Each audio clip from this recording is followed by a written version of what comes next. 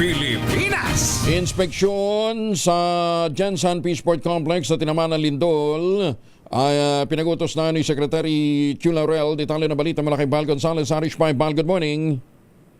Parin, Kuya Angel, muling ipinag-utos ni Agriculture Secretary Francisco Chu Laurel Jr. ang mas masusing pagsusuri sa integridad ng General Santos Peaceport Complex matapos ang magnitude 7.8 na lindol sa Mindanao.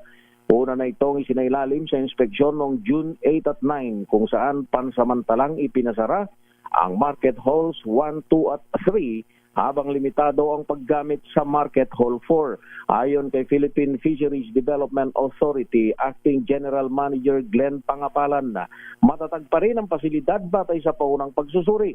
Gayunpaman, kailangan pa ng karagdagang geotechnical investigation at iba pang inspeksyon dahil sa nagpapatuloy pa rin mga aftershocks.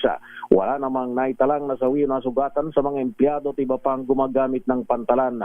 Samantala, tuloy ang operasyon ng Peaceport sa ilalim ng contingency measures upang matiyak ang tuloy-tuloy na supply ng isdang panglokal maging ang mga pang-export mula sa General Santos City. Ako si Val Gonzalez, DZRH, una sa Pilipinas, una sa Pilipino. Maraming salamat, kakosang Val Gonzalez.